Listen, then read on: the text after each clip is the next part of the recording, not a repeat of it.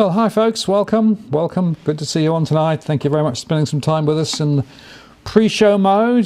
Just watching the chat. Nice to see some new names as well as some regulars, and it's going to be a very interesting and important conversation tonight.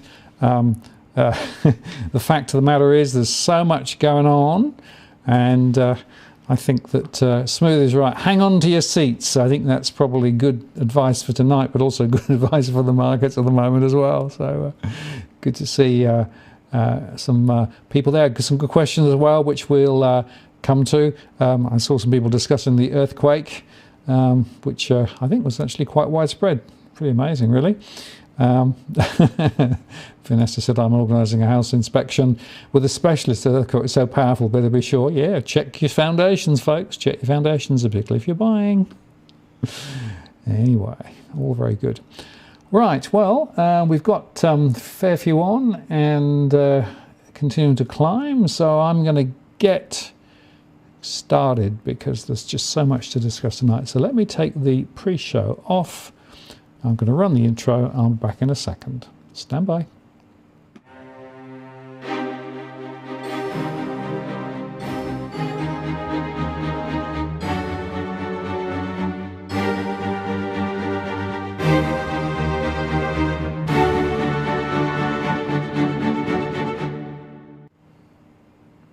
Well, good evening and welcome to this live stream on the 28th of September 2021. Martin North from Digital Finance Analytics here. Great to have you on board for the Tuesday chat. And I've got Damien ready to come in a moment or two. Just before I do that, let me just, as I always do, remind you that this isn't financial or legal advice. This is just a general conversation. The chat is moderated. Please no racial slurs, but also feel free to add comments in the chat. Because it helps to build the community. Use at Walk the World to get my attention if you want me to see your question.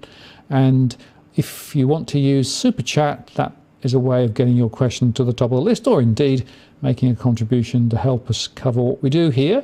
And this is as at the 28th of September. If you are watching on replay, just to bear that in mind, because of course this is a point-in-time conversation. And with that brief introduction, let me bring Damien Klassen in. Damien, there. Hi, Martin. Yay, it worked. Good. How are you doing? Not too bad. Yourself? Yeah, pretty good. Still here, still locked down, still counting down, still wondering what's going to happen next. Yes. We're getting closer. I do want to I should make a quick policy announcement on that one. In Victoria, if there's any policy people listening, I think we're hitting our 80% now. And there's still 6 weeks between shots. They're still booking people in at 6 weeks between shots and saying, you've got to move it back to 3 weeks now. Now we've hit 80%, they've got to move it. You can't. Wow. It's now about getting, because there's limited Pfizer. Limited Pfizer for the next month. So you don't want to be using Pfizer on people getting their first shot. You want to use Moderna. Give the Pfizer to the people who are trying to get the second shot so we can all get out of lockdown and back to normal. Good advice. It's crazy times, isn't it? Yes. Look, there's so much that I want to discuss with you tonight, but I think we have to talk about the elephant in the room, or the Evergrande in the room, right? Because I reckon there's been more verbiage written about Evergrande over the last couple of weeks, and I don't know what you think, but I think a lot of it is missing the point, right? They're sort of looking at this firm as though this is somehow, a unique instance of a problem. I think you and I probably both agree that we've actually got here the microcosm of a much bigger problem in China relating to property. Absolutely. This is just, this is the symptom. It's not the cause. And, you're merely looking at they are the largest, most indebted property developer in China, but the country is full of large indebted companies.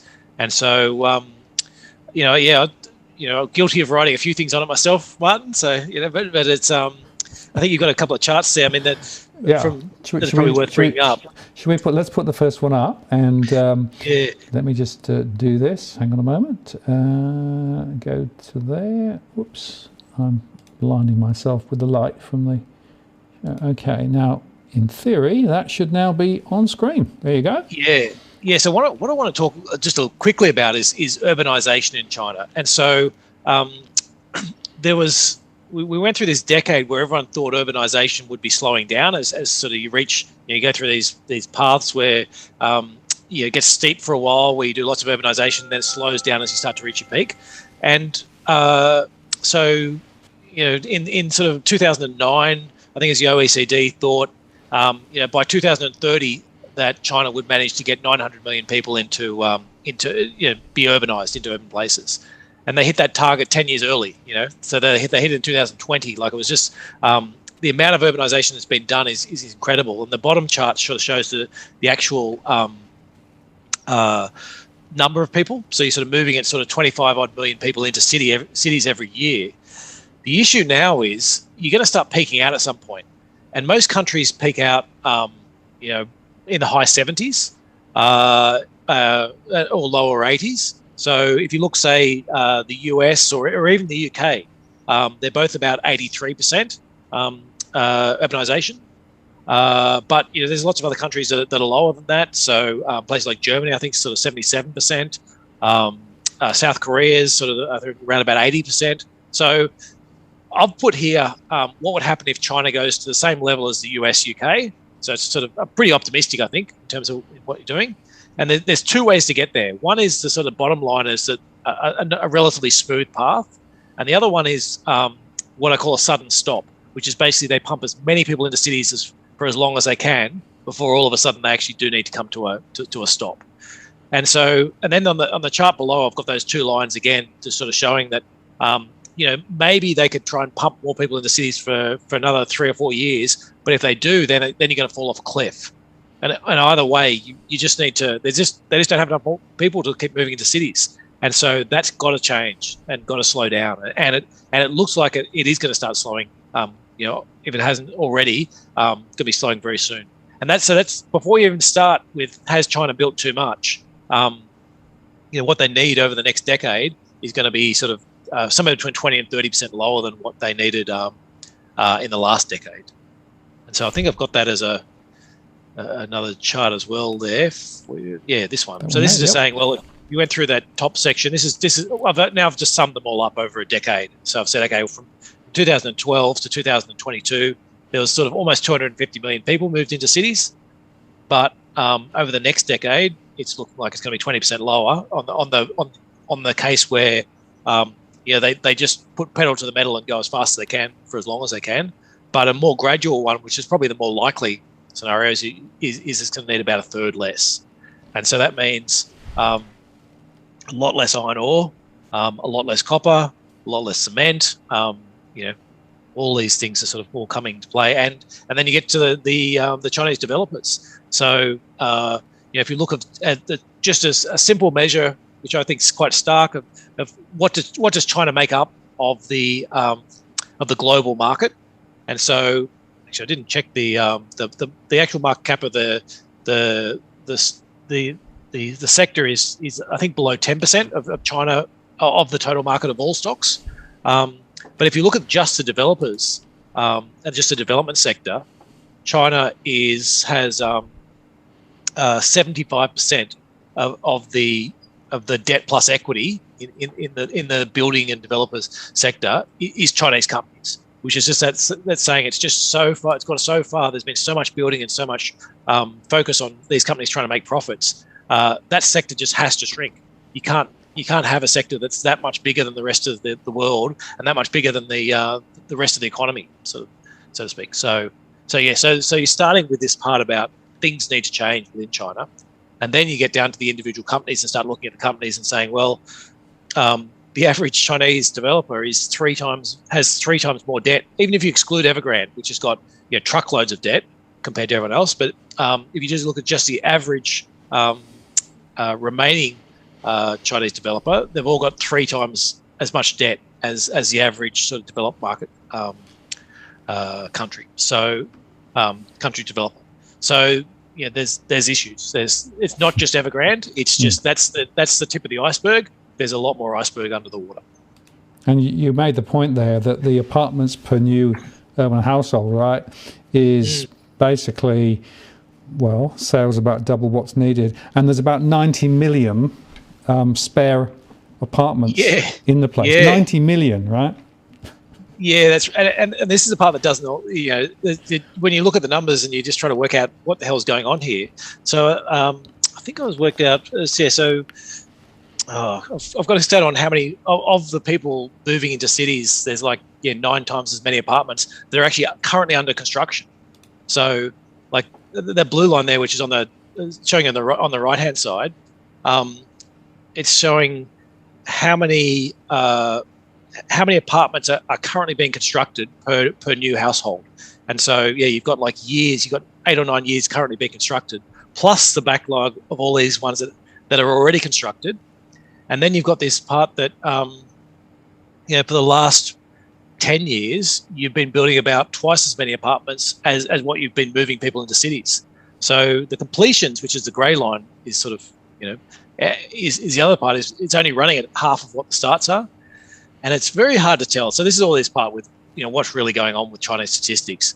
We think what that is that a lot of Chinese apartments get built but never finished, in terms of, and some of that's actually, I think, an investment decision in terms of saying, well, if I go and fit out this whole apartment and put my carpet, paint it and all that type of stuff, then it's depreciating from day one.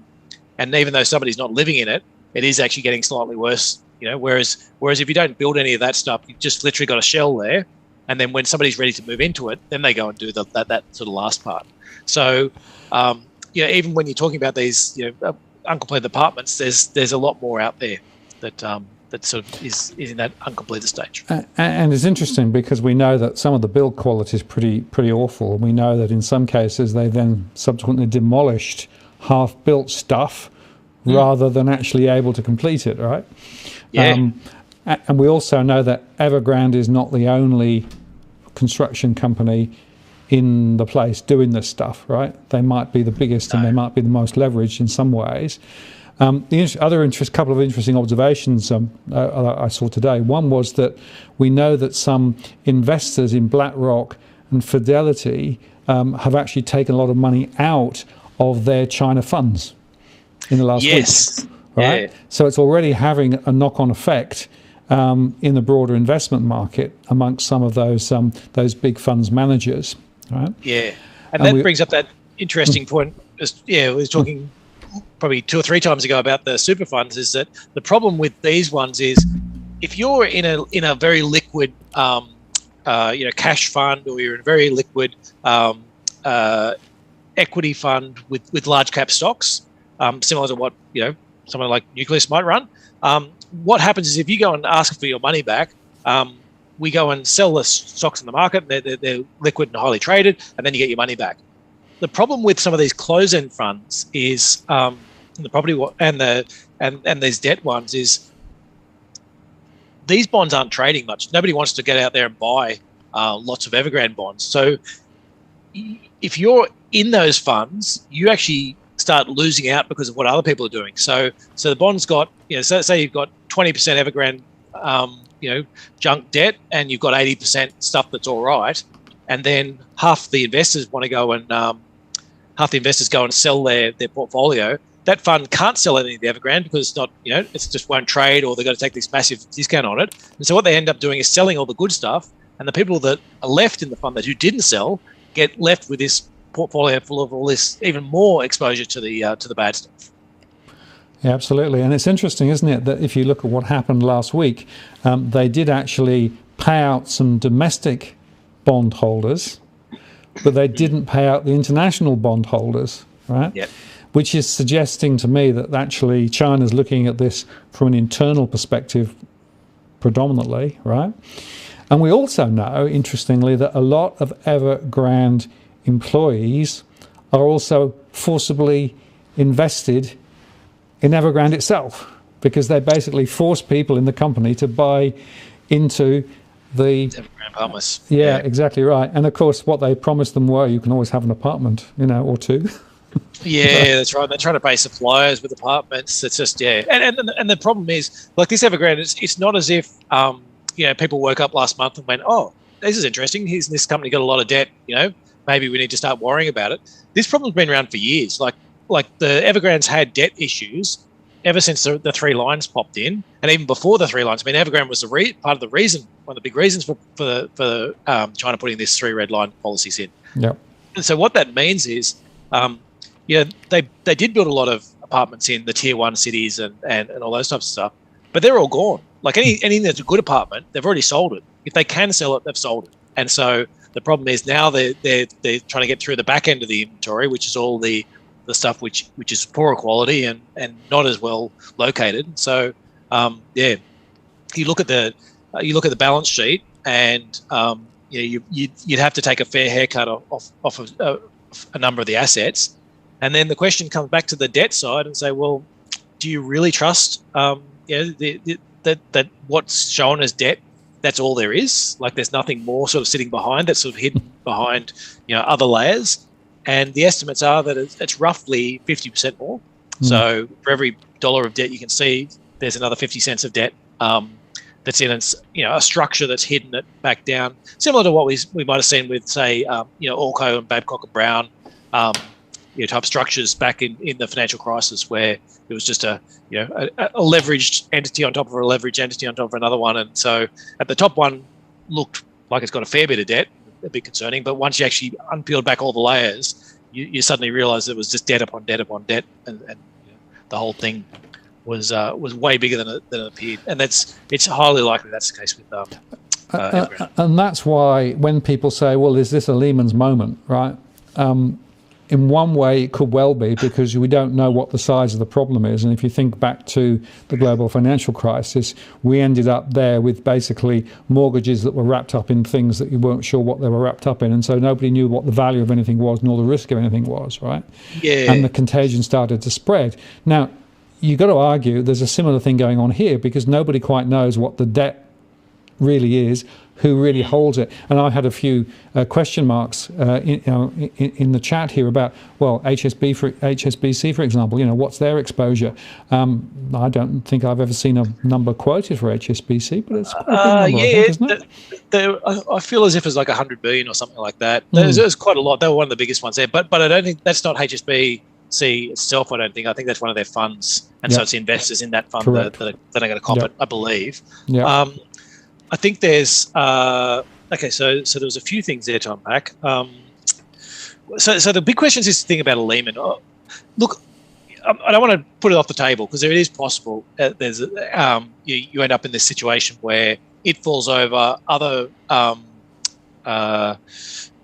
property developers start falling over. Nobody knows who's good and who's not. Nobody knows what and the Chinese government sort of steps back and says, "Oh, we'll just pick up the pieces later." That's possible.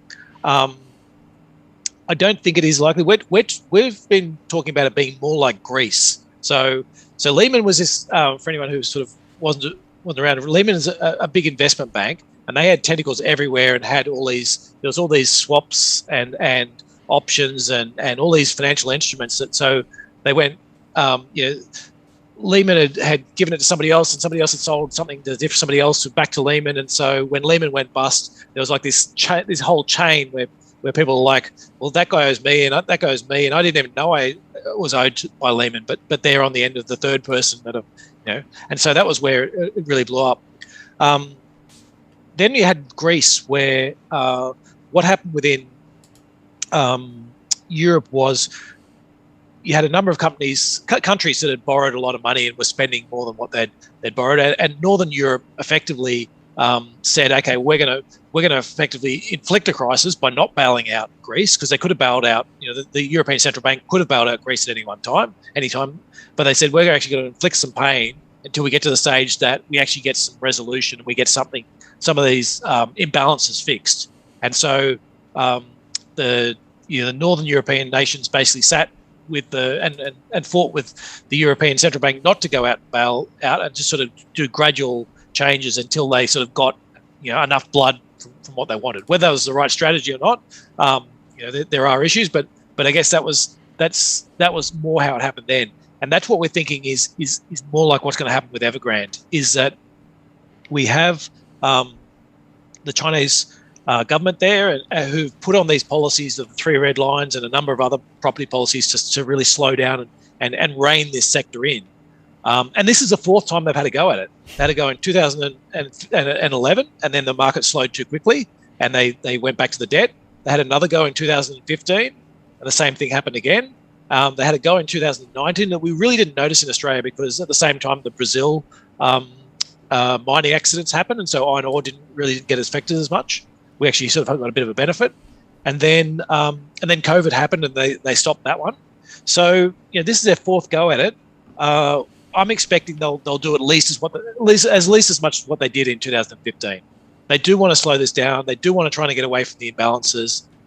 They don't want to crash their entire economy, but I do think they're prepared to take at least some pain in order to get away from this, this debt-driven, economy that's all about building houses that they know is unproductive.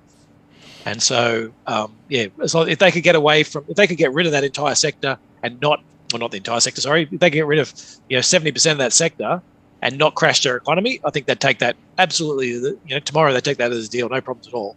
But they know they can't. The problem is if they tried to do that, they'll crash the sector. And so now it's about, well, what's the gradual path they can do to get there? And so, if they stood back, we get a financial crisis. If the Chinese government stood back and said, look, we're not going to do anything, these companies are going to go broke, they'll work it out, they're big kids, and they've got market structures, and that's what we did. That's what we've set up. Then we are headed for a global financial crisis of some sort, and it all that unwinds. What I expect is more likely is that they'll try and do enough changes to punish the most indebted without crashing the entire economy.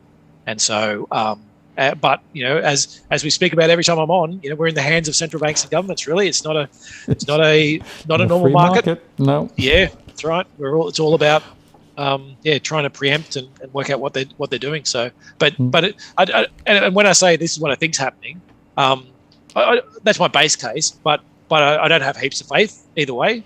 Maybe they turn around and bail the whole thing out again, and they just go, yep, you know what? Let's put this off as a problem for 2025. Let's go and spend, and start the building all over again. But I do think it's more likely.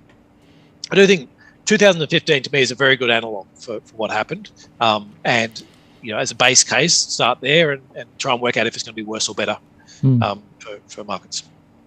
But there's a couple of interesting observations there. Firstly, we know, of course, that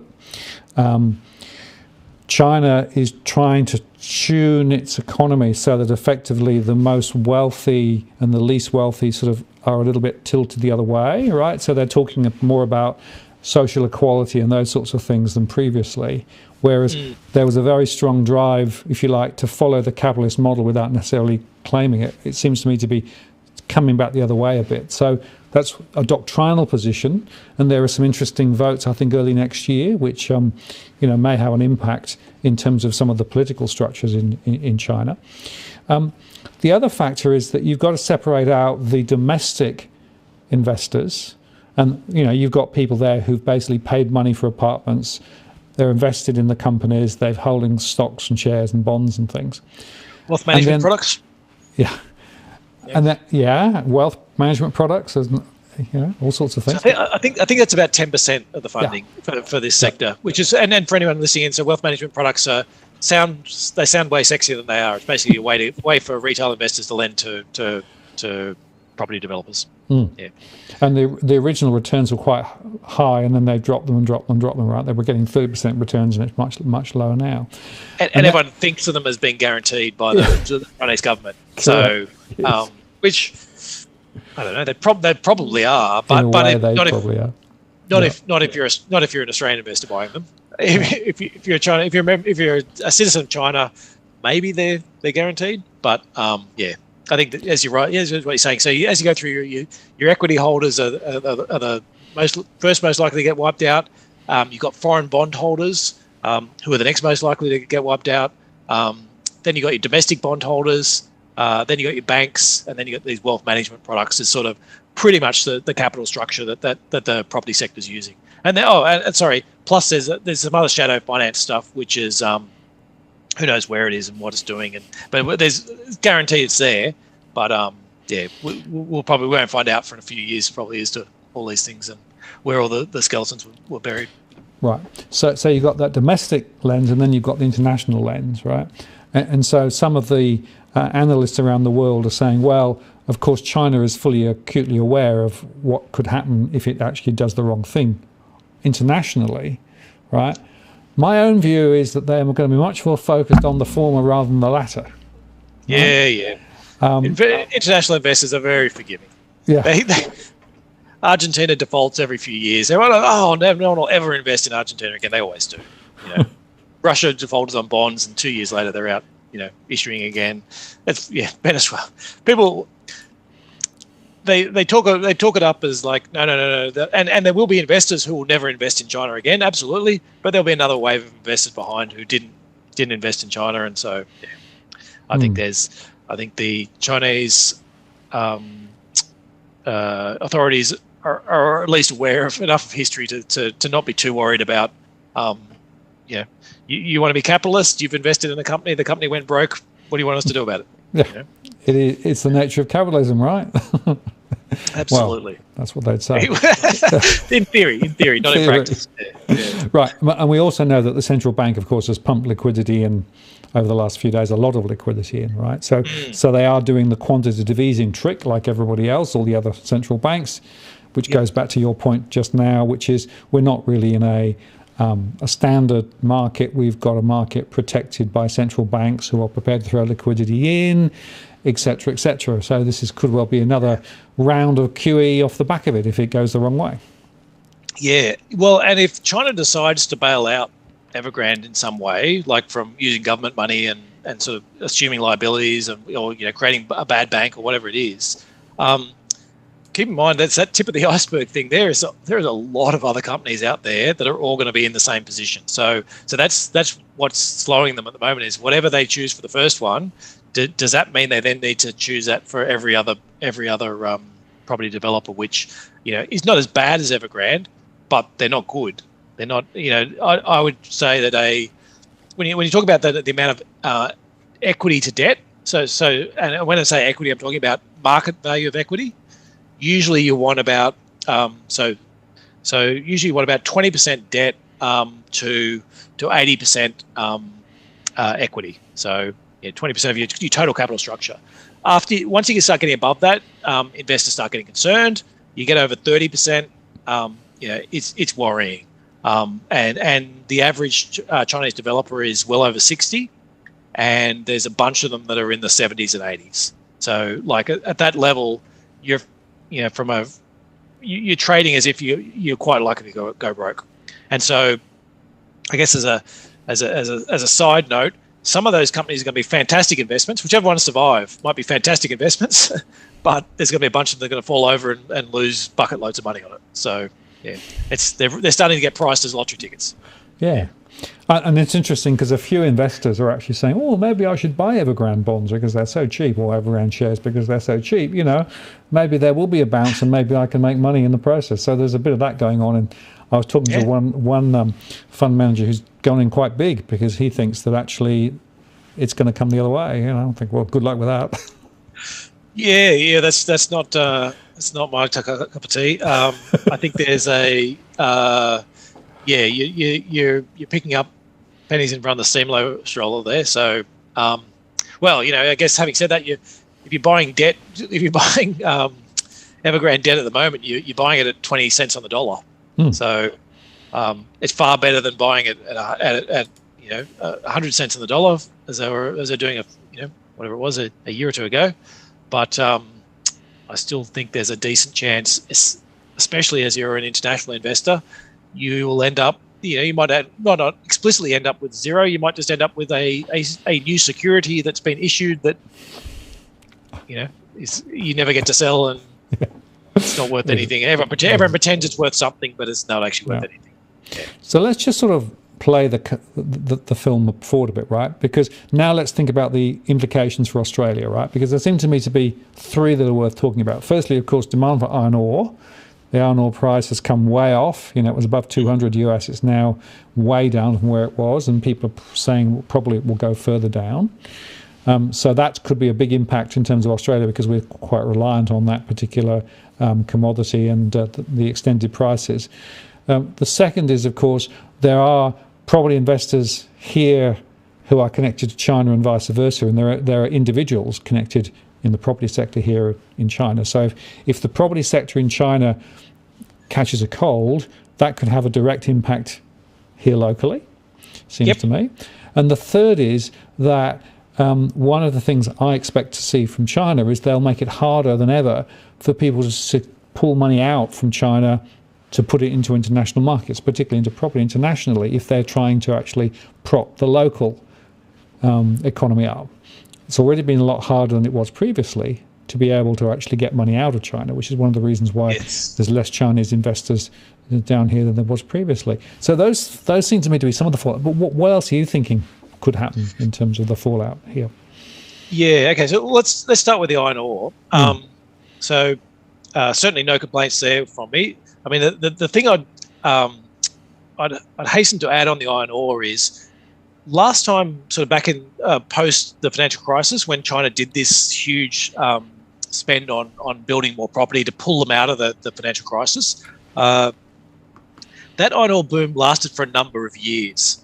And what that meant was, as the iron ore price went up and up and up, more and more iron ore mines opened. And each iron ore mine, was progressively more expensive to produce. So, BHP and Rio were sort of down around the $30 or so as their costs. You'd go up to Fortescue, might have been 40 or 50, and then you started getting some of these guys that were literally just driving it out on trucks. They weren't building train lines or anything, they were driving it out on trucks. So it was very expensive, but they didn't have to spend a lot of money up front, and they also got to produce really quickly. And they might have had $80, $90, $100 costs, and so on and up you went. And so what it meant was, as the demand-supply imbalances started, and you've got too much supply, not enough demand, you need to take out some supply out of the market, is the price would fall to $120 and a bunch of mines would shut down. And then the price would fall to $100 and a bunch more mines would shut down. And so it meant that the price would come down quite slowly, or more slowly. Still was quick, but more slowly than what we're seeing now. And the reason why is the price ran up so quickly that the mines didn't have time to start. Plus, Brazil was already out. It was down to sort of 300 million tonnes, where it usually does 400 million tonnes.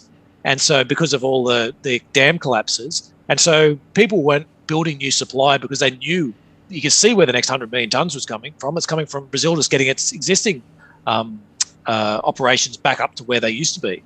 And so what it meant was, the up path was really quick, but coming down the other side, there isn't supply to knock out. Like, if you want to knock supply out, prices need to be $50. And if it happens to be that between Brazil, Australia, Brazil, BHP, Rio, Fortescue, the sort of four really big producers, if it happens to be that they actually have enough iron ore for China's needs because of all that, I showed you how much extra population growth and how that's all coming off quite rapidly.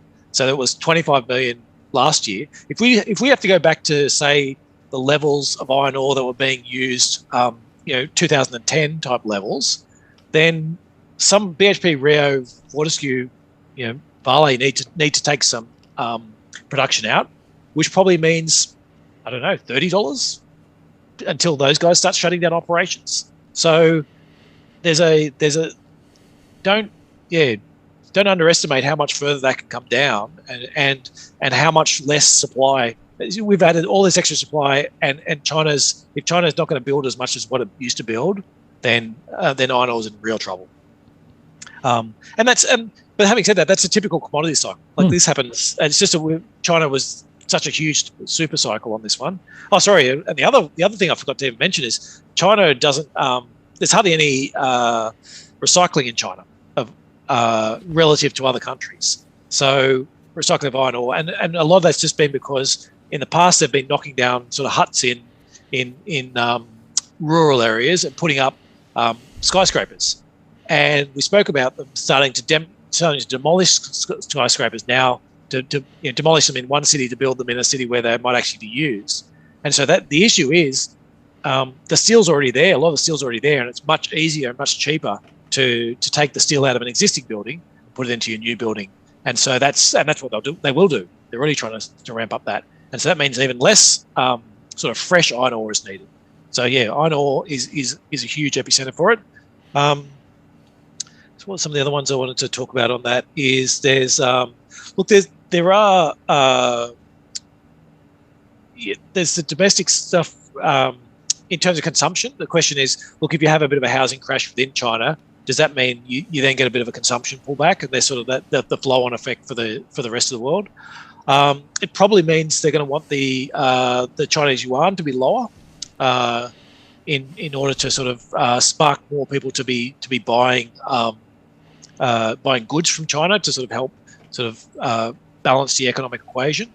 And that's generally not a good thing for all commodity prices for Australia. Like, we're a big exporter of all these.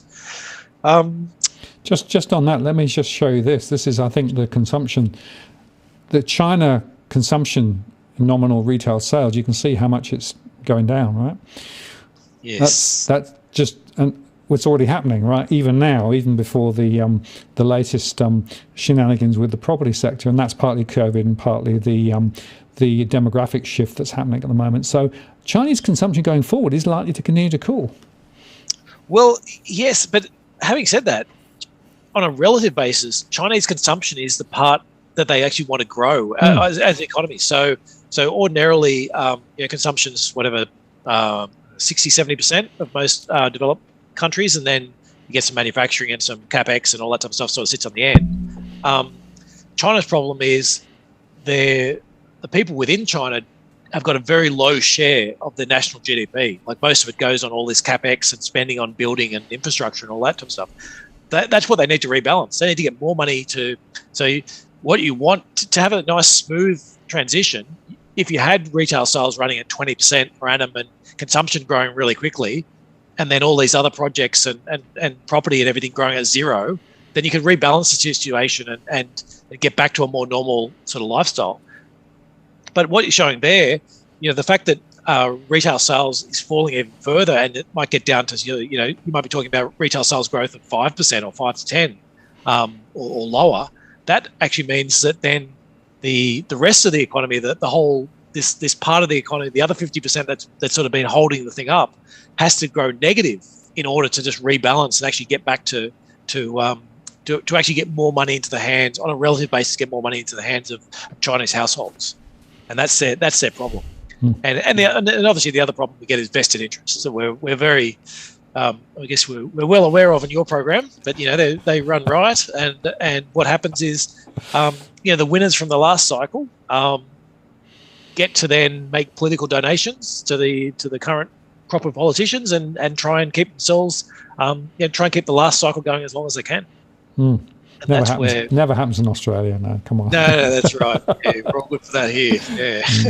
So they'll be resisting, but I do think that whole the fact that they built up the narrative a lot more this time. I think that was part of the problem in 2012, 2011, 2015 when they tried to slow the housing market down. Then is that the rest of the economy would slow down, and they felt the need to we've got to keep people employed and we've got to spend this debt, get it. We know that works. They'd try like 20 different things. None of them would work. Economy is slow too much. Okay, throw in more debt, build some more buildings. Whereas I feel as if now there is, as you said, that narrative about, we need to rebalance society. We need to bring house prices down.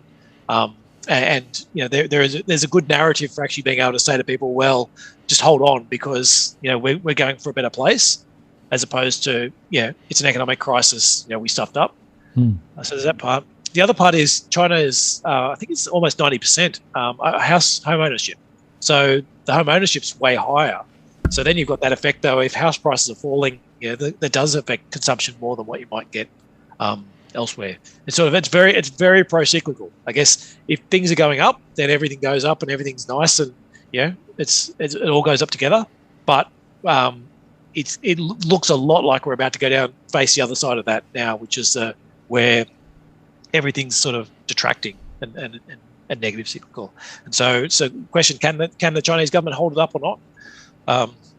I guess I'm reserving judging because I think they can. I think, though, that they're more determined to change it this time, and maybe it gets out of control. And just before we leave China, because I want to go on and talk about Australian property and a couple of other things and the markets generally, but the crypto ban, right, the final stage of the crypto ban, which came out last week, is really the sort of the final nail in the coffin in terms of actually, in China, Bitcoin. But of course, a lot of Chinese are actually trading through offshore exchanges anyway. So it's hard to know what the real impact will be, but it is a significant move, I think. Yeah, I think that's significant. The other thing before we get off it as well, the other thing that's significant is there's a real slowdown in a lot of sectors right now, and actually a government-driven one. So we're facing these really high energy costs at the moment, which is it's a little paradoxical. But there's been problems getting coal in from Mongolia. They banned the Aussie coal. There's been issues with we've had some more extreme temperatures, which is used a lot. There's been issues with shipping. Like there's just been a whole bunch of small things that have sort of gone into this whole energy sector. This energy sector sort of boom in terms of prices, and at the same time now China's shutting down industries in order to try and rein this in a bit and try and reduce the reduce energy usage. So there's a lot going on. I guess I don't know where this finishes. And do they all turn around and it'll all be back on soon? I mean, some of it's done under the heading of it's for clean energy reasons and to better atmosphere, but I don't think that's the case. I think it is more other economic issues and literally just trying to not let that energy cost get too far away on the basis of back of a few supply issues. And so, but if we do get a particularly cold winter there, and maybe not even just there, I suppose, a particularly cold northern hemisphere winter, then energy is very tight. That could be you might find a few people end up feeling as if they're hamstrung in that energy prices are booming, so we can't do as much stimulus as what we wanted to do, or we have to taper earlier than what we thought. And so, so keep an eye on sectors being shut down, industries being shut down, and energy costs as well in China as well, just because they don't have enough to worry about from everything else going on.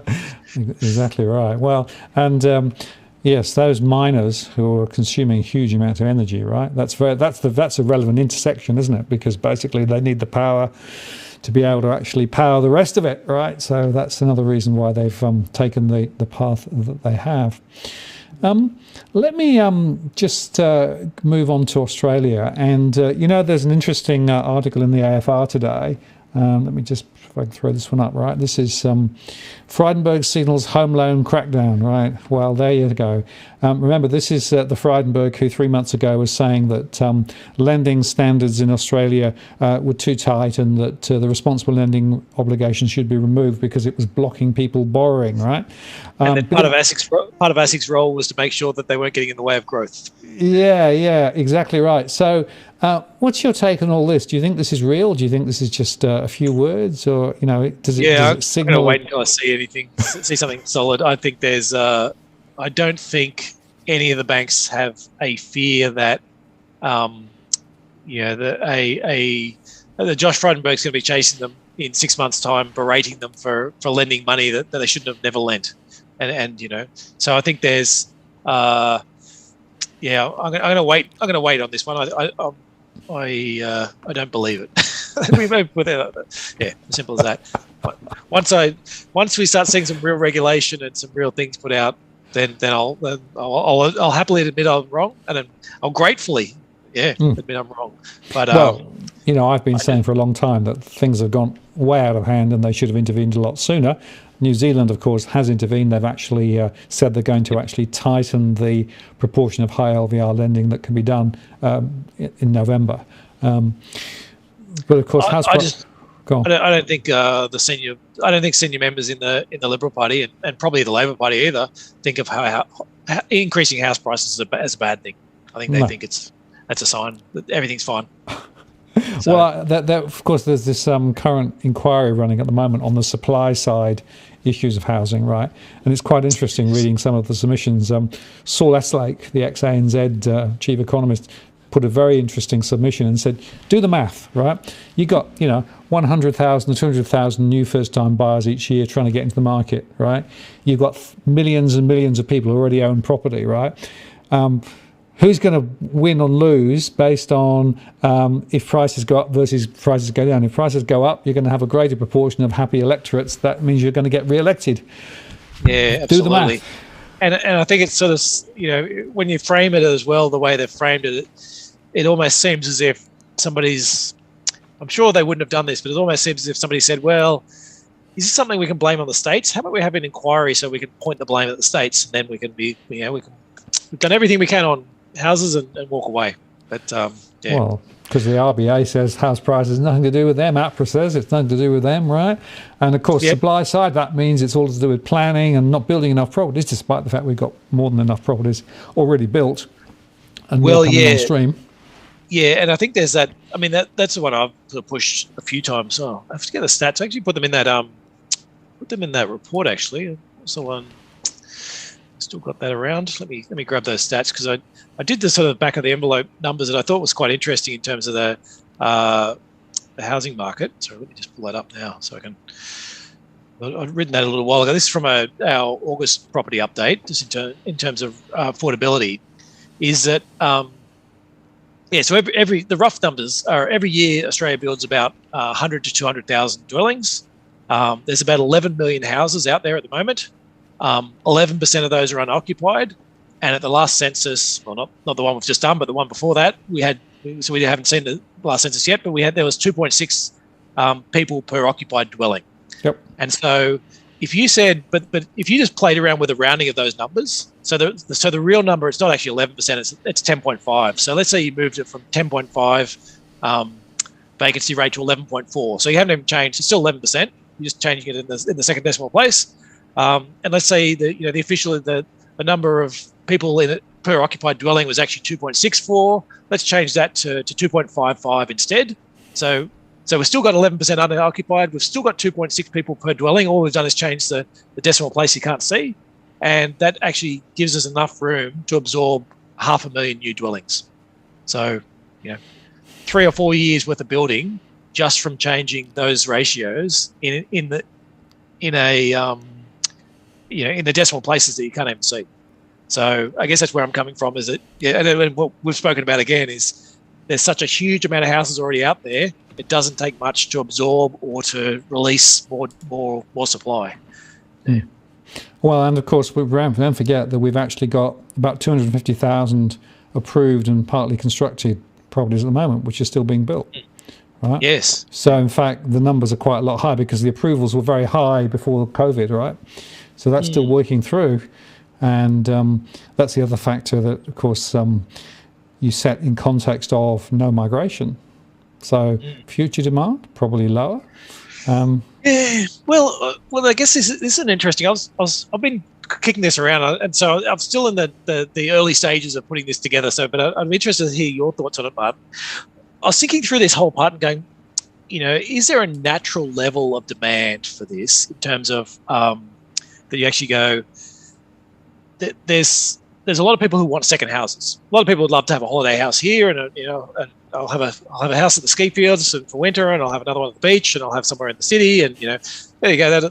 And so ideally, there's a lot of people who would like to get there, and it's about affordability then, and also the part about going, well, what does society charge you for having 4 houses when here's these people who don't have one? And I guess to me, the cost in Australia is not particularly high for people having multiple houses. There's a little bit of land tax, but there's not a lot. But I guess it's almost this thought about saying, well, we can try and find, if you can get that natural rate of what that it would be. So, is it really 2.6, but it wants to be 2.5, but just houses are too expensive? Or at other times it might be 2.6, but it could be higher because people would be more than happy for it to be 2.7 or 2.8. It's just that houses are cheap, and it's people can sort of move out earlier. So yeah. Anyway. Well, it is the fundamental question, right? And it goes back to a question which I posed a few times, which is having somewhere to live a human right, or is it an investment asset class just like any other investment asset class, right? Because what we've done is we've moved into the financialization of property. It's become another asset class just like stocks, shares, crypto, etc., right? And in fact, even if you're an owner-occupier, when I speak to owner-occupiers about their purchasing decisions, they think of it through a lens of an investment. Now, is that sensible? Does that make sense? First question. Second question is, for those people who have multiple properties and, investment properties off the back of it, the tax regime is just so generous that it's by far one of the most tax efficient things you can do, particularly in a rising market, right? So we've got a tax structure that's linked to the financialization of property, that's linked to the fact that we've now got the situation where property is no longer about somewhere to live, it's about making returns on an investment. That's my problem. Yeah. I wish I had a simple answer. I'll tell you what I'd love to see. I'd love to see, obviously more equitable and all that type of stuff. I'll tell you what I think is possible you could see is basically if you had governments deciding that, it is a human right, but the most important part is getting rents to the level where people can rent houses at reasonable rates. And so let's focus on that part. And if investors want to have terrible yields, then that's their choice. If they want to be able to, but we want to make sure that rental yields, that people can, without being in rental stress, you can go and rent a reasonable house in a reasonable location. And I think it's probably what Singapore's done, sort of gone down that route in terms of being able to say, yes, if we have a government authority trying to build things to rent, and then at least you're getting rid of part of that problem, because I think otherwise you start heading down the do we need to seize properties from these people and give them to these people, and there's all or just I would love to see higher tax rates on all those things and make it less, but we saw at the last election that's not popular, and for exactly those reasons you spoke about. There's a lot of people out there who have property, and of the people who don't have property, most of them want it, and so they don't want. Most people don't want to see higher tax rates on it, and so you offer that up as an election, and you don't win the election. So I guess in terms of what's possible, I guess what I'm hoping for now, I'm hoping for tax reform, but I'm not expecting it, and so I'm hoping that they try and get rental rates down. And just then you'll bleed in property investors out by, bit by bit by poor rental returns, and rather than worrying too much about the price. And Enriquez made a point: people never consider the carry cost when purchasing a property, right? The number of times I've sat down with people and helped them to build a true cash flow. What does it really cost to get into property? What does it take to maintain the property? What does it take when you actually exit, right? Now do the IRR of that. It's a horribly low number, right? In fact, your property calculator on Nucleus Wealth is another brilliant tool, right, that shows people the real true point that actually a lot of property you lose money on rather than actually make money on it. Yeah. But as a lifestyle, that's fine. That's what you're doing as a lifestyle. Go for it. But it's that point. There are a lot of costs that absolutely get hidden. And a lot of those, I always think of that as the capex cost as well. That when that often I think it's often better if I use a car, because I think people understand cars a lot better. So if I said, okay, I'm going to be an Uber driver, I'm going to go out and buy myself a car for $25,000, and I'm going to start driving that car every year. And so year one, and I start making this money, whatever, call it 20 grand a year from going out and driving this car part-time. First year I'll lose 5 grand because I spent 25 and only brought in that from a cash flow perspective. Then I make 20 grand, and then I make 20 grand, and I make 20 grand. And it's like, hey, how good is this? And then all of a sudden I have to buy myself a new car because that one's trashed, and it's got to throw out. And so you say, well, you got to put a depreciation charge in there. You go, oh, absolutely. So you put that in. But that's property investors don't do that. And there's lots of stuff along, it's your carpets, it's your painting, it's your new kitchens, it's your bathrooms. Yeah, you might not need to replace your kitchen once every 15 years or 20 years or whatever it is. But when you do, it's a big cost. And there is there's that depreciation charge every year that just gets, that you miss. And the same way as the car owner feels like he's really rich for a few years, making more money than if he's not accounting for that whatever it is, $5,000 or $6,000 of depreciation he should be doing.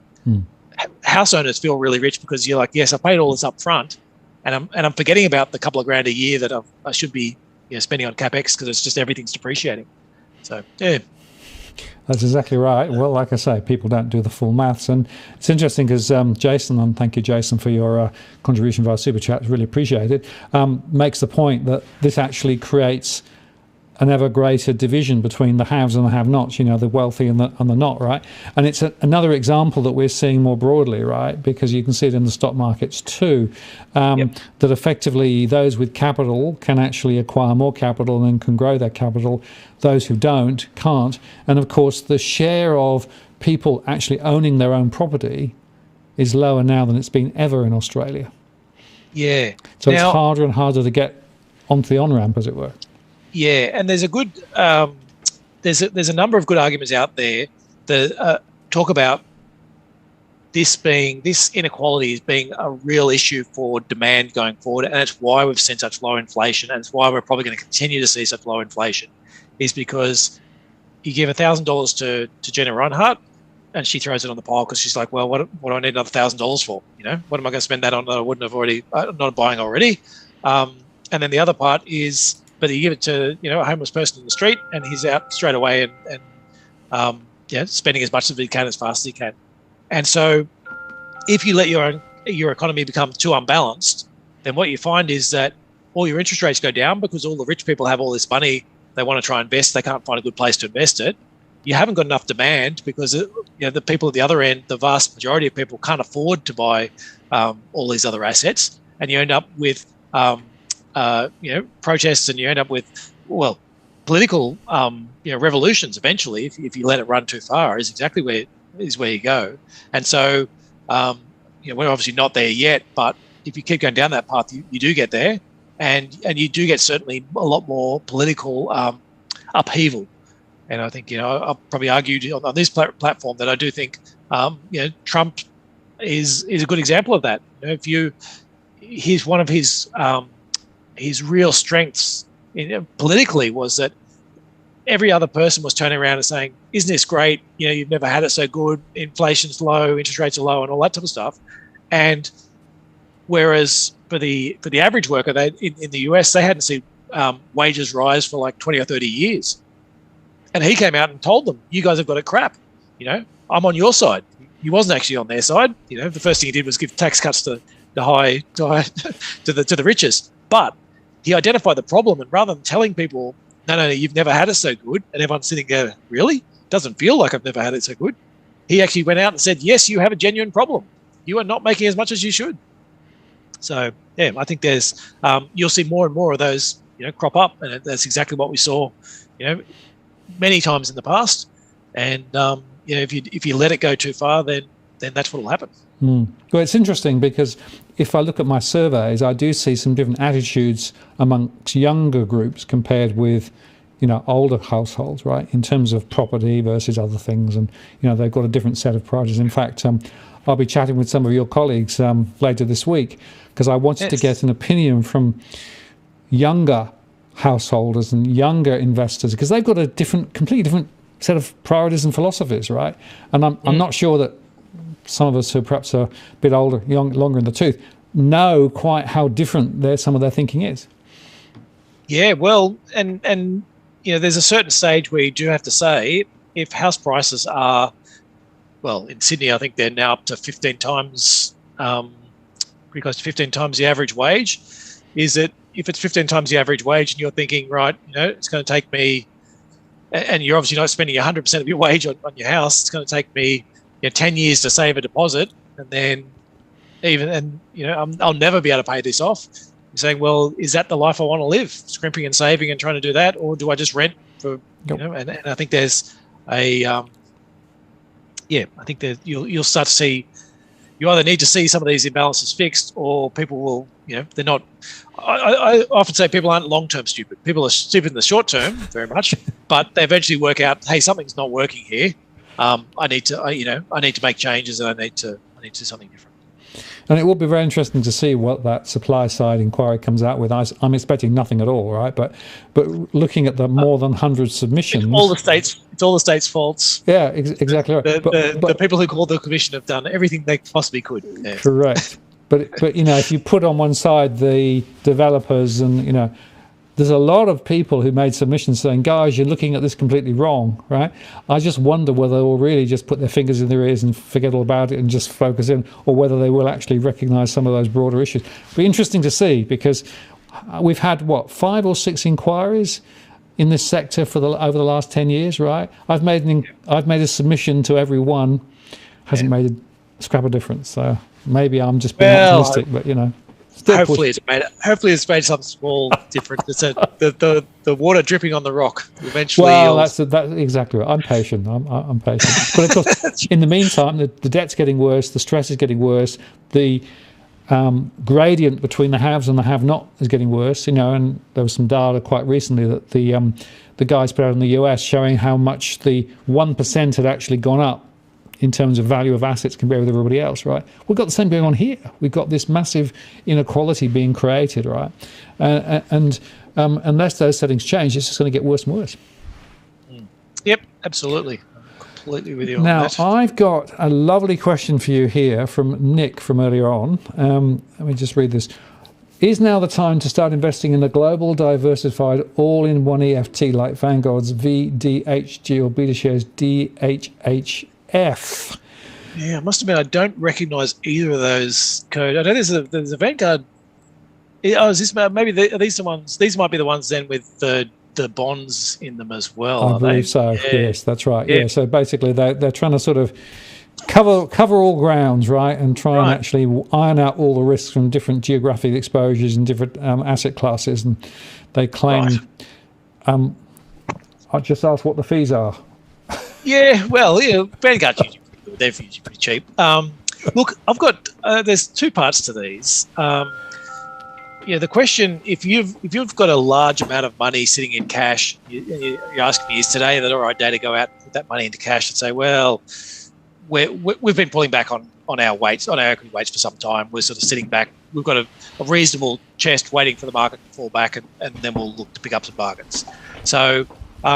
If you are just starting out and you're saying, okay, I'm going to start putting whatever it is, a couple $1,000s into my savings, then today is as good a day as any. Just you'll have some wins, you'll have some losses. You're far better off getting started than you are saying, I'm going to wait till it's the absolute perfect time to get into the market. If you've got a large amount of sitting in cash and you're looking, I'd be saying, well, are you going to gradually drip it into that? I think might be better. I think from a perspective of ETFs, I think as long as they're low-cost ETFs, I don't have a problem with it. I'd pitch. We have a new product we've only just launched that I would pitch, where what we're doing is effectively the same type of thing, where we've got low-cost ETFs, low-cost bonds, top 40 globally equities in equities, and then the top 25 Aussie. We're charging, as an investment side, we're charging 17 basis points on those.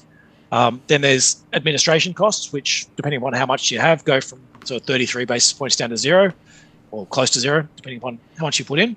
And what we're pitching, though, is different. Is you can actually tailor them to what you want. So if you don't want any climate change things in there, you can have that. If you don't want tobacco, or if you don't want gambling, take it out of your portfolio. That's fine. So it's basically a customized. It's called direct indexing. It's basically a customized exchange traded fund on one side. Or if you like the active side, and you actually do want to try and lean into the cycles, then that's what we do in our active funds. Is we right now, we owned a lot of equities at the start of the year, and as the year's gone on and markets have risen, we've been pulling back, and we're waiting for them to pull back a bit further, and then we'll start redeploying. So we're sort of trying to offer both sides of that, but I'd certainly I don't have any problems with places that have got low fees. I think we saw there, as long as they're under 0.3, I think you'd want to be that's relatively reasonable for these types of funds. don't know what else I can say. Having said that, I don't know those two funds explicitly, and so that's certainly not personal advice that those ones are great. But typically, Vanguards are pretty good, and we've got a number of different beta shares products in our portfolios as well. I'm sure neither of those are as good as without knowing them. I'm sure they're probably not as good as the nucleus ones, but yeah. But they're far better than people who might charge you 2% to do effectively the same thing. And it's just worth sidebar here. It's really important to understand what the fees are, right? Because if you actually do a model over, let's say, 30 years, right, and you pay out 2% per year on fees, right, and you pay out not 2% but 0.5%, the growth difference in 30 years' time because of compounding is absolutely huge, right? And yet a lot of people have no idea what fees they're actually paying on their superannuation and savings. And you'd be shocked to find out, Martin, that a lot of these funds don't make it obvious. Really? Well, that's you'd be shocked to surprise. You look at, and we've had plenty of people come to us and go, "Oh no, I'm paying about 0.5% in fees," and you go, "No, that's your advisor fee. Yep. That's to the person who sold this product to you. Yep. Your other fees, you got another 1%." Transaction fees, maintenance fees, yeah. And it's interesting that even now, not all fees are actually disclosed, are they? No, that's right. And exchange-traded funds as well, depending on those ones are, again, I don't know those ones. I'm assuming they're in large liquid assets similar to what we do. And so they're probably fine. But the issue is as well, once you start looking at some of the less liquid exchange-traded funds, is there's other costs sort of embedded in the trading and other things that are going on within that you might not be seeing. That you look at the headline figure and it goes, you're paying whatever, half. Often these ones will be a bit more expensive. You might be paying 0.5% or 1% on some of them, but they don't even mention that you're also, every time you're buying and selling, there's this loss you're making, or there's a gap between some of those. So yeah, there can be other there's hidden. Wherever people can hide fees, they hide fees. Right. And the other point I want to make is that sometimes the buy and sell prices on some of those are actually quite wide, aren't they? Yeah, you do need to watch out for those. So exchange-traded funds, as a general rule, like the big ones, the big liquid ones, are exceptional in terms of being able to offer you low costs. They don't offer you any customization. That's what I'm trying to do with our direct indexing, and so welcome to come and see that. But exceptional in terms of that. But what happens is there's a lot of other funds that probably shouldn't be ETFs or aren't quite suited to it that come in under the umbrella and under the marketing of going people saying, "Oh, aren't these ETFs great?" It's like, yeah, those ones are. These ones over here aren't. And there's some of those that get very concentrated, or they get in particular sectors, and you can really run into some problems with some of the synthetic ones that don't even own the actual underlying. Most ETFs actually go out and buy the stock. Sometimes you end up with these synthetic ones that don't own it, and you can create lots of problems. Yeah, and by the way, on the synthetics, that's true also of some of the gold and silver products that are out there too. It's becoming more and more transparent that some of those products don't actually have direct ownership of the underlying assets as well. The same issues, right? You're never quite sure what you're buying into. You need to read the small print. Yeah, that's right. And the bit people don't sort of get for those ones, and we saw very much in that financial crisis when Lehman's went under, is all of a sudden there's all these counterparties that people didn't realize they had. And that's the problem you run into with some of these synthetics, is you're saying, well, yeah, look, I've bought it and I think I've got a good price and I've got exposure to the asset I want. And then something happens and some other company blows up and you're like, Lehman was a thing, and so you're actually only getting 90 cents on the dollar, or you're getting you've lost this or some amount. And so that's the part where the more synthetics you use, you can get much more leverage, and so it looks more exciting. But you are running some credit risk that you might not realize you're running, or liquidity risk that you might, in that your synthetic just doesn't actually have the they can't buy the asset they want when the time comes. Now, the analogy I use is the old parcel story, right? Where you wrapped it up and you put it inside something else, and then it goes around, and you end up with this thing, and you open the box and that wasn't what I expected. Yeah, no idea really, but you won't know until it goes wrong. Unfortunately, that's often the way of it. Yep. Now, here's an interesting one from Greengrass.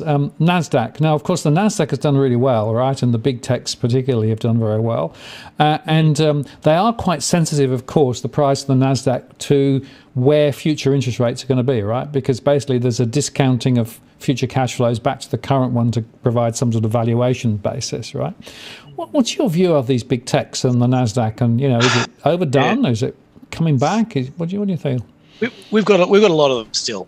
It's been a good run. We're trying to work out whether we line up. I guess, look, we're really sitting at a flux point at the moment. Okay, so I can see scenarios where energy prices stay high due to shortages. We get some cold winters and things like that. Inflation stays a bit high. We see maybe some government starts to throw a bit more money into economies that are slowing down and to keep things going again.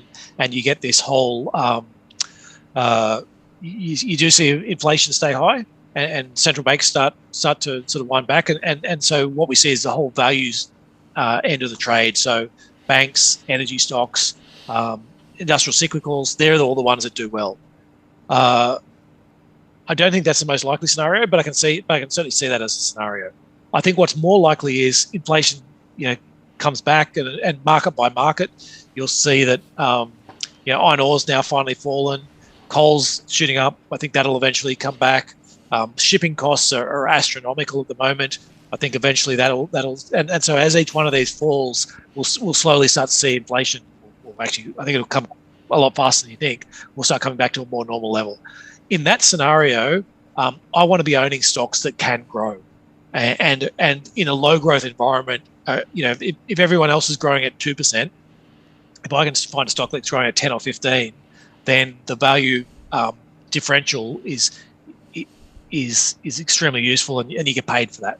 So I like the quality end of the tech sector, but I'm not as convinced as I was last time I was on your program, I suppose. Last time, and they were a lot cheaper, and everything else was, on a relative sense, more expensive. So we've still got a lot of them. I still think that's the best one of the best places to be. There's a few other areas, but I'm not. Yeah, as I said, not as convinced, and I'd stay away from unprofitable tech as well. That's the lower quality end of the tech side. I'd be quite nervous about trying to jump into that. I think we're close to the end of the cycle, so close to the end of the current run, and you don't. If you do get a drop away, if you do get a bit of a sort of domino effect from Evergrande or other problems, then they're the companies that are going to fall the most. And on that, of course, Jay Powell didn't say much, but said, well, maybe next month we'll start tapering, and maybe by the middle of next year we'll be tapering or finish the tapering. Well, of course, he can talk is cheap, right? How does that play into the markets? I mean, there's a bit of a school of thought that says, well, markets have discounted this in, but I'm not sure that's true.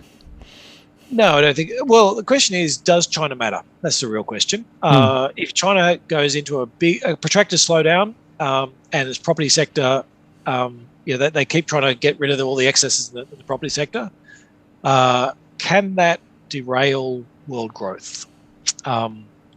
And for me, yes, it probably can. It's borderline as to whether it will. I think if it got out of control, then absolutely it will. So it's really about, can the Chinese government sort of have an orderly transition, or does it turn unruly? And so, in that case, certainly more negative on stocks. Yeah, but the point there is that the ripple effect from the fallout could be quite significant. But you can bet your bottom dollar, if there is going to be a fallout, the Fed won't taper, right? They'll just keep the QE going, and they'll keep the QE going, right? And I got sidetracked and didn't actually answer your question. No. But the point is, it's absolutely connected, right? Because if in fact, COVID goes away and the US economy continues to, and look, some of the indicators are positive, some of them are less positive. Confidence is up, confidence is down. PMIs are up, PMIs are down. It's difficult to read what's going on. But the point there is that if the indicators continue to point positive, they're more likely to start tapering. right? Yeah, that's right.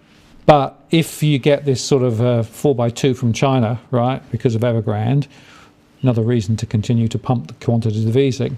And the real question I've got is, I know people keep saying, the markets have baked in, tapering. I don't think they have at all. I think that once tapering really is seen to start, we will then see whether the stocks can hold or whether they will come back. And I think there's a reasonable chance they'll come back. Yeah, and especially if you're talking commodities, if we're in the situation where China's going badly enough that's quite bad for commodity prices, but the US is actually looking all right, and they start tapering and talking about when they're going to be raising rates, then the US dollar is going to shoot up, and that's going to be an even bigger issue for commodities. So so I think there's all this sort of comes back to that's the answer for commodities is look out. It's going to be very volatile and they're the most likely to go under. And the other thing though is if you're looking to invest in equities, then investing offshore actually gives you a bit of a hedge. And that's where we've got most of our money in equities. We've got it. So we have wound back, but most of the money we do have is in international, because of that view that if you get that scenario and the US dollar rises, Aussie dollar falls, is that what the Aussie dollar falls, you actually get that back on your stock holdings, because you get to buy something for $1,000 and the Aussie dollar falls, and now that thing's worth whatever $1,200 just because the Aussie dollar's fallen, even if the actual price of it hasn't moved. And the point there is the RBA will be quite happy if the dollar fell, right? They would love to see the Aussie dollar fall. Yes, That's right. So I think in the end, what they're really trying to do is they would love to see the Aussie dollar lower without house prices going so high that they start causing issues for the economy. So that's why they're keeping interest rates low. That's why they're trying to push through and keeping on spending this money. Is we want our interest rates low, whether it's 50 basis points or 10 basis points, probably doesn't make hardly any difference to any company who's ever going to borrow for it. But what it does do is it helps keep that Aussie dollar down to the level where, more companies overseas will buy things from Australian companies and start up operations here and actually sort of get the rest of the economy going. the non-houses and holes, well, the non-houses part of the economy. Yeah, you mean the bits of the economy that we should have but don't necessarily have, right? Because I've defined several times the Australian economy is, well, construction, mining, finance, and then the rest of the economy is bolted on, right? It's a pretty small rest. Yeah. We could do with a different shape of the economy.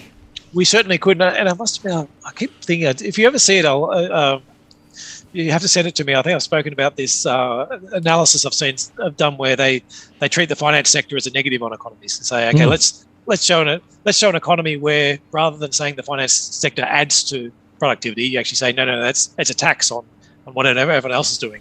So let's do that as a negative. And then when you look at the Australian economy under that light, it all of a sudden looks a hell of a lot worse. Well, if you did that, then because effectively, the finance sector is huge, right? I mean, I last time I looked, still nearly half the dividends came from the finance sector. Yeah, and this is one of those things that I'd love to think that growing up, we've got kids there who are saying, I'd love to go out and start a company and employ people and create something new and whatever it is, breakthroughs wherever, the next Canvas and the next those types of companies saying I'm actually out there doing something. Whereas I think there's a pretty well trodden path into saying buy yourself a house, negatively gear it, do it up, whatever it is, sell it. And that's your path to prosperity. Yep. And saying, well, that hasn't done a lot for. Well, it is crazy to think that most people will have made more over the last 3 months, say, on the value of their property if they're holding, and then what they earned. Yes, absolutely. That's crazy. And especially if it's your personal home, it's all tax free. Yeah, so. Exactly right. Bit wacky, isn't it? Now, we're coming into the last 10 minutes, but I wanted just to touch one other thing. There is a discussion going on. It was raised, I think, by a couple of international reports about is the RBA due, should it have an inquiry into basically its mandate, what it's up to, and its success rate over the past few years. And there's quite a few people have chimed into it saying, well, they've been pretty bad at forecasting anything. They're pulling levers and they're not necessarily getting the results they wanted. Have we got an RBA that's fit for purpose? Yeah, so, okay, I'm just trying to think the best way to answer this one. A yes or a no answer is perfectly acceptable. I think the RBA has been particularly bad at forecasting for the last little while. I guess I'm oversimplifying it, but I think the RBA was very good before the financial crisis at identifying very early. They were all in on the whole China is going to be big. It's going to be a lot bigger than everyone thought. Yep. And I think that went to their head, and they then turned it into China's going to be big forever. And then, financial crisis, and we had, commodity price crashes, a couple of them since then. And I think, and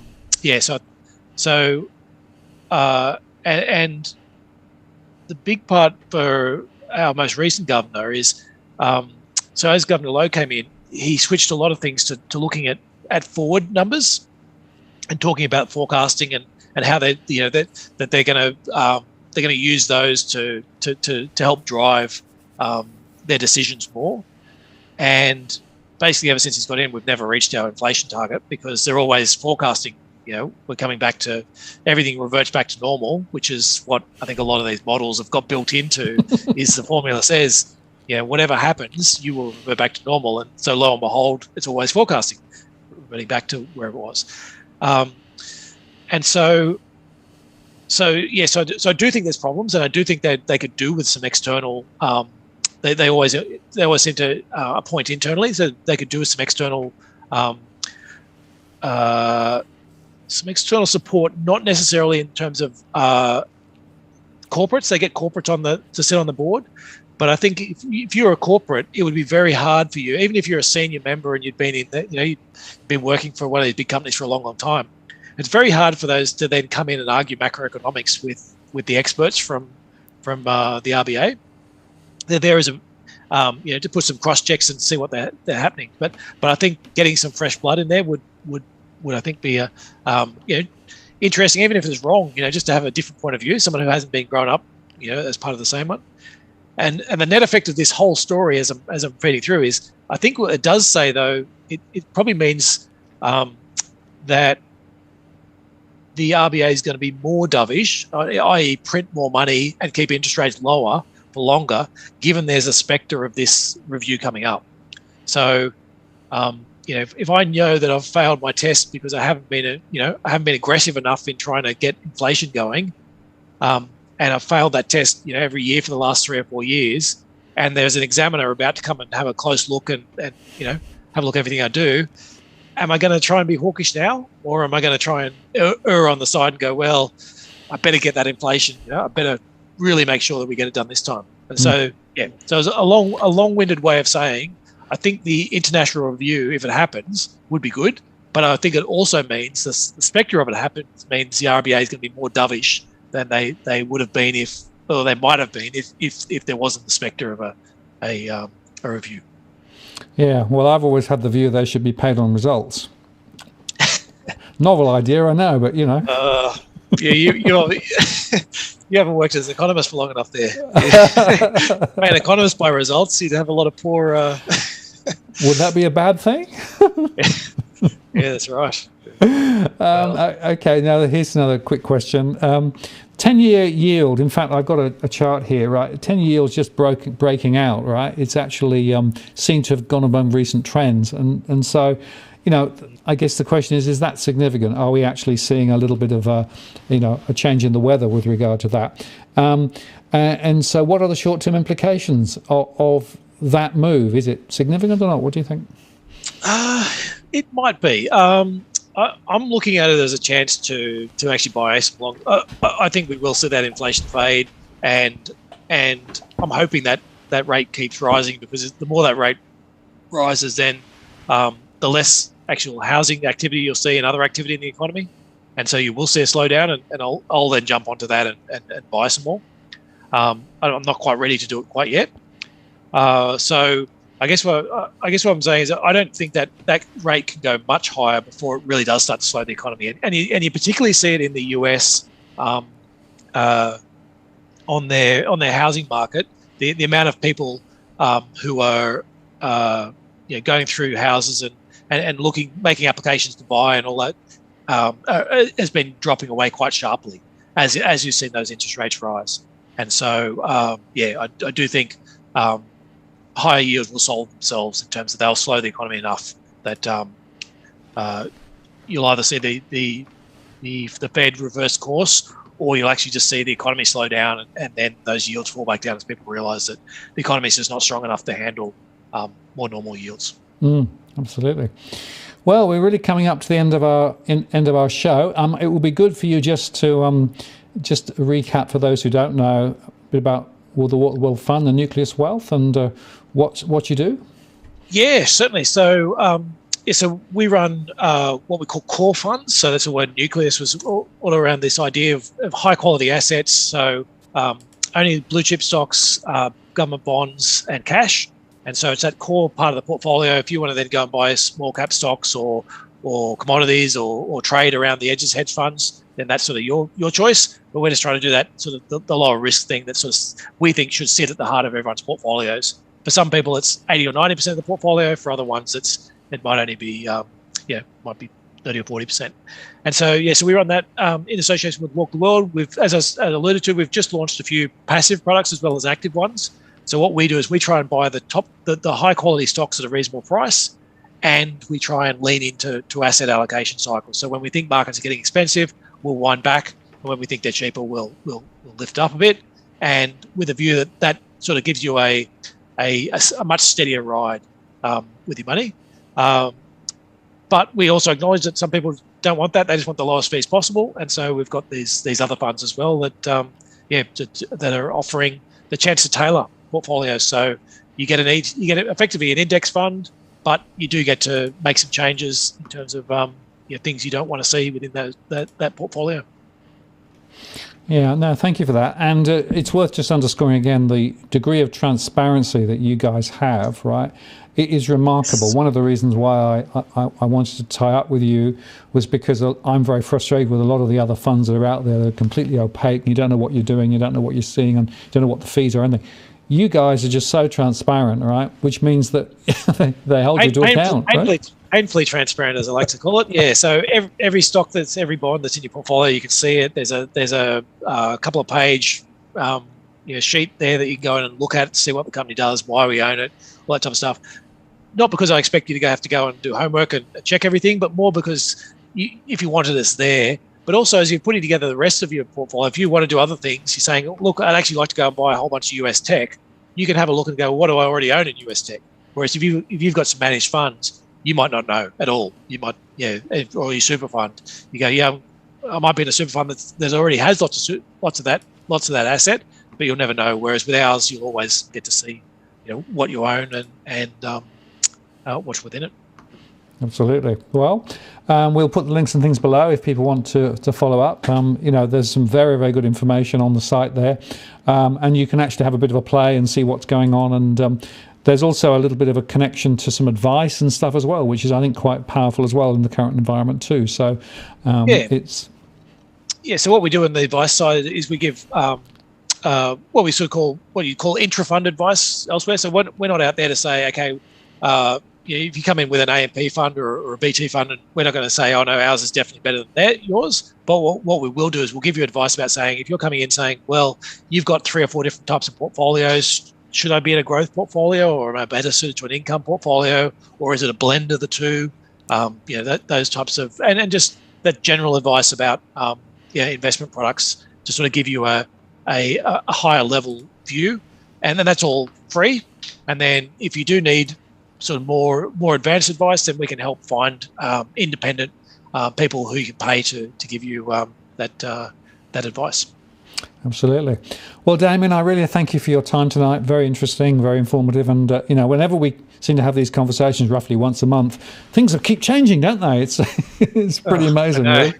Yeah, I know. So let's book in now and we'll let everyone know that the last week of the month is the time to expect volatile markets. Yeah, absolutely. Well, we'll do it all again next month. But thank you very much for your time and for answering those questions.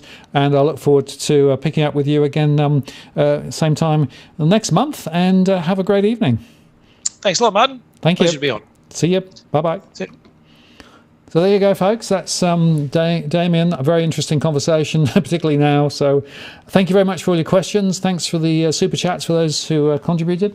Just to tell you that next week I've got Chris Bates coming on. I want to talk about mortgage truths because there's some interesting stuff going on in mortgage land at the moment. And I wanted to get a first-hand view of some of the changes, some of the underwriting standards and things that have changed. So that'll be next week. So mark your diary and come and join us then, and we'll talk about mortgages and all the stuff mortgage related. So I want to say thank you very much for spending some time with us tonight. Have a good evening, and I'll look forward to seeing you same time next week. This is Martin North from Digital Finance Analytics, signing off. Good night.